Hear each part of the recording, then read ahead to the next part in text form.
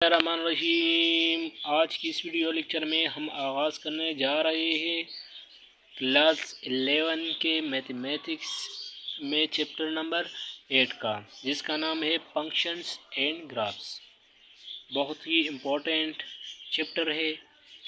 इस वीडियो में हम डिस्कस करेंगे फंक्शन या ग्राफ को। तो सबसे पहले हम इस वीडियो को कंटिन्यूस करेंगे फंक्शन से। इसके बाद आने वाली वीडियोस में हम ग्राफ्स को पढ़ेंगे। तो फंक्शन का थोड़ा सा यहाँ पर आपको ग्लोबल दिया गया है। तो सबसे पहले मैं आपको बताऊंगा यहाँ पर ये कंटेंट कि यहाँ पर हम क्या पढ़ेंगे। ये फंक्शन पढ़ेंगे कि ये रोल ऑफ क्या है, एस कॉरिस्पांडेंस है। इस तरह डोमेन, कोडोमेन और रेंज के बारे में पढ़ेंगे। 1 to 1 and onto function के बारे में पढ़ेंगे। में हम यही 3 कंसेप्ट पढ़ेंगे। तो यहाँ पर फंक्शन क्या है, इज अ रोल ऑफ कॉरिस्पांडेंस है। यहाँ पर भी आपको दिया गया है, जो फॉर्म दिया गया है देख सकते हैं कि ये रोल ऑफ कॉरिस्पांडेंस है। किससे किसको, नो ये एक्स एक फंक्शन दिया गया है और ये वाई है। तो ये यहाँ पर इसके एलिमेंट है, एक्स का एलिमेंट एफ ऑफ एक्स के एलिमेंट के साथ है। तो ये किस तरह होगा देख ले, मैं आपको बताता हूँ। सपोज ये एक्स एक सेट है, इसके एलिमेंट है, और दूसरा एक सेट है। सेट तो समझते हैं ना। तो यहाँ पर वाई एलिमेंट्स है, ये वाई सेट है, इसके एलिमेंट्स है। सपोज यहाँ पर ये इसका करस्पॉन्डेंस होगा। किस तरह करस्पॉन्डेंस होगा, मतलब क्या हुआ कि ये असाइनमेंट होगा, यहाँ से यहाँ पर असाइन होगा। तो ये रोल ऑफ करस्पॉन्डेंस है एफ फंक्शन का। एफ फंक्शन भी हो सकता है, हाई लेवल पर भी आप पढ़ेंगे पाई फंक्शन होगा, ये बदलेगा। लेकिन यहाँ पर एफ फंक्शन ये आप याद रखिए, सही है। यहाँ पर एक्स कोई फंक्शन होगा, सपोज एक्स कोई एलिमेंट है, ये कोई भी हो सकता है, एक्स एलिमेंट है। यहाँ पर ये किस फॉर्म में होगा, ये एफ ऑफ फॉर्म में होगा। क्यों? क्योंकि ये इसके अंदर ही लाई करेगा। तो ये एफ ऑफ एक्स फॉर्म में होगा। तो ये इस तरह भी लिख सकते हैं, वाई भी लिख सकते हैं। समझ गए। तो ये बात याद रखना कि यहाँ पर हम क्या करेंगे कि ये इसके एलिमेंट से लेंगे और इस एलिमेंट के साथ असाइन करेंगे। तो ये आपका फंक्शन हो गया। यहाँ पर ये आया फंक्शन होगा या नहीं होगा, तो इसके लिए एक 3 रूल है, उसको आप याद रखेंगे। तो ये आपको याद होनी चाहिए कि फंक्शन क्या होता है। बस ये बात याद रखना कि ये रोल ऑफ करस्पॉन्डेंस है, जो कि वैल्यू ये एक सेट से वाई सेट पर असाइन हो गए। समझ गए। यहाँ पर फंक्शन का थोड़ा सा डिफिनीशन लिखा गया है कि इन प्रैक्टिकल एग्जांपल आपको बता रहा है कि एक इनपुट होता है, एक आउटपुट होता है। तो इस सपोज ये इनपुट है और ये आउटपुट है, तो आउटपुट हमारे पास इस फॉर्म में आता है। समझ गए। तो ये क्वांटिटी होगा, ये सपोज क्वांटिटी है, तो वो क्वांटिटी इस हालत में आएगा।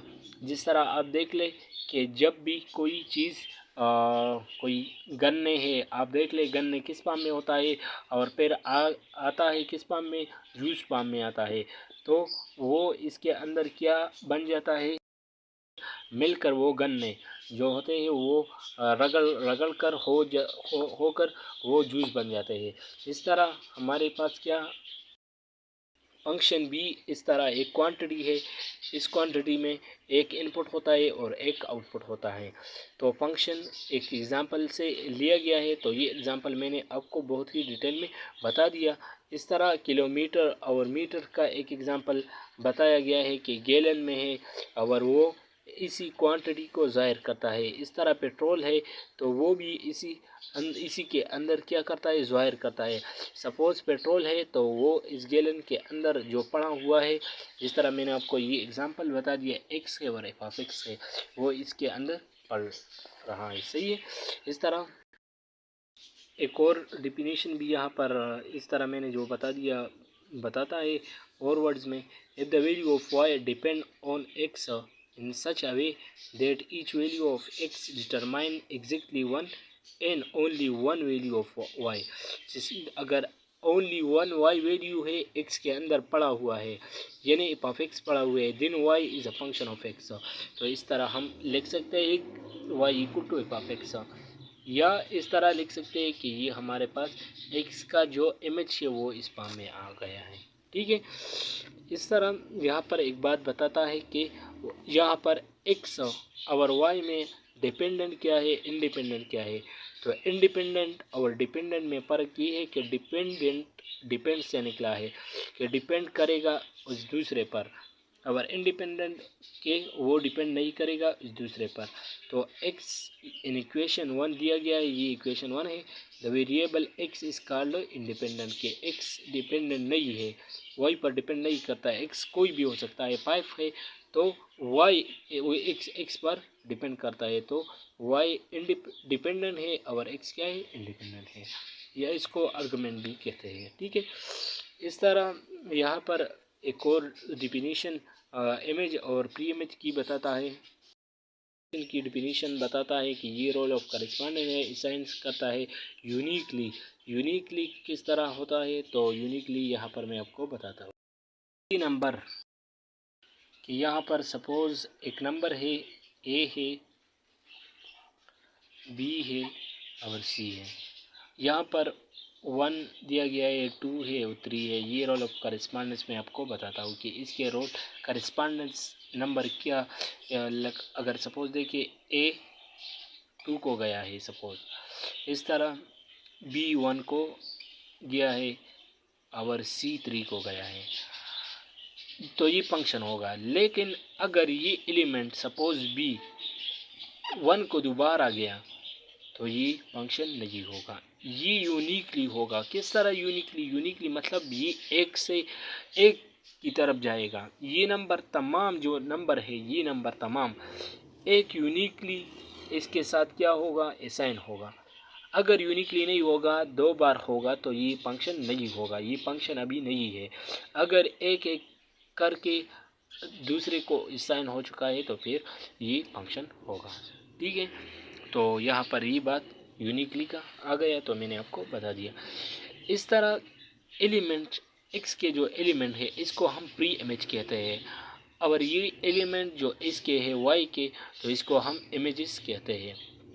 तो ये बात याद रखना, प्री इमेज और इमेज अक्सर लोग ये समझते हैं कि ये प्री इमेज है और ये इमेज है। तो इमेज वो नंबर होते हैं जिसमें हम अकस देखते हैं, तो ये इसका अकस है और ये इसका प्री अकस है। ठीक है, तो ये बात याद रखना।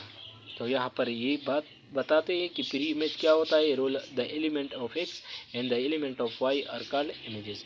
If y belong to y, suppose y से कोई एलिमेंट हमने वो ऐसे चूज कर दिया, वाई कोई सेट है, मैंने एक एलिमेंट ले लिया, as in image of X belong to Y under the function F, no then we write as दासिल इस तरह मैंने आपको बता दिया।